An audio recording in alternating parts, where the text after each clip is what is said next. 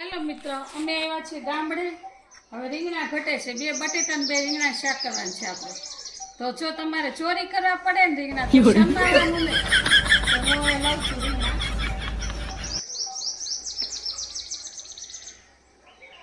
આ જો લઈ લીધા છે રીંગણા આવી રીતે.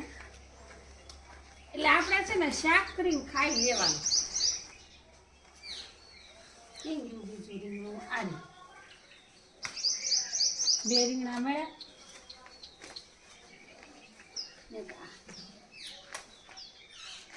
2 રીંગણા, 3 રીંગણા, 2 બટેટા શાક કરીને ખાઈ લેવાનું, શરમાવાનું જ નહીં. તો